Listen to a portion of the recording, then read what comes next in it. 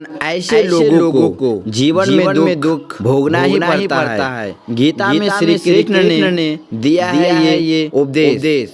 गीता ग्रंथ का ज्ञान हर मनुष्य के लिए जरूरी है। यह मनुष्य के जीवन के तत्व और धर्म के महत्व को समझाता है। इसमें भगवान श्री कृष्ण के दिए हुए उपदेश हैं जो उन्हें अर्जुन को दिए थे।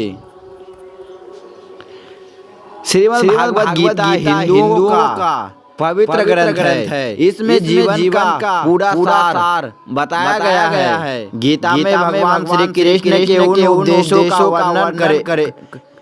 वर्णन है जो उन्होंने महाभारत युद्ध के दौरान अर्जुन को दिए थे। गीता में दिए उपदेश आज भी उतने ही प्रासंगिक है और मनुष्य को जीवन में जितने की सही राह दिखाते हैं। इसमें ग्रंथ भगवान श्री कृष्ण द्वारा अर्जुन को दिए गए उपदेश की पूरी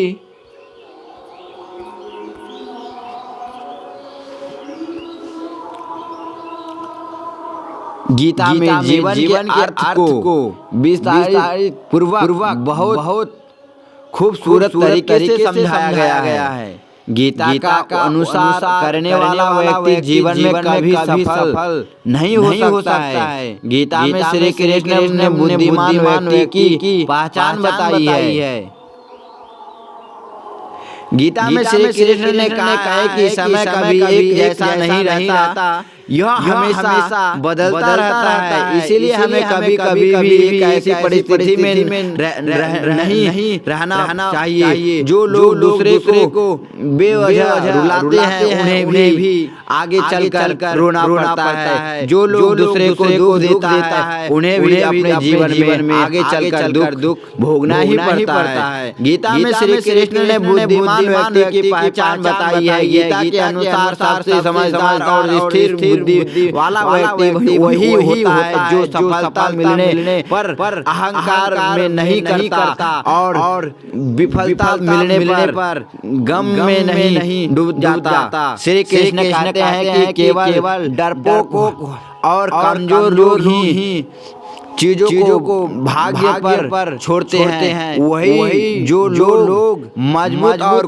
खुद पर भरोसा करने वाले होते हैं वे कभी भी नियति या भाग्य पर निर्भर नहीं करते। गीता के अनुसार कभी सिर्फ दिखावे के लिए अच्छा नहीं बनना चाहिए, क्योंकि परमात्मा से कुछ भी नहीं छिपाया है। वो आपको बाहर से नहीं बल्कि भीतर से भी जानता है। इसीलिए कोई भी बदलाव पूरी तरह से स्वयं के लिए होना चाहिए। श्री कृष्ण कहते हैं कि आप खुश हैं या दुखी, यह दोनों आपके विचारों पर निर्भर है। अगर आप प्रसन्न रहना चाहते हैं तो आप हर हाल में प्रसन्न ही रहेंगे, लेकिन अगर आप बार नकारात्मक विचार लगाए तो आप दुखी ही होंगे। विचार ही हर व्यक्ति का शत्रु और मित्र होता है। श्री कृष्ण कहते हैं कि किसी के साथ चलने से ना तो कोई खुशी मिलती है और ना ही लक्ष्य। इसीलिए मनुष्य को सदैव अपने कर्मों पर विश्वास करते हुए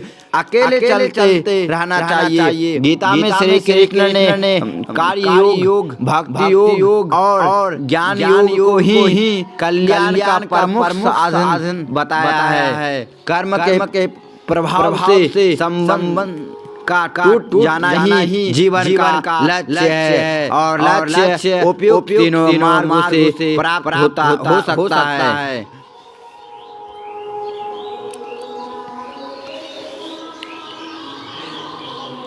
यहाँ मुहैया सूचना सिर्फ मान्यताओं और जानकारियों पर आधारित है।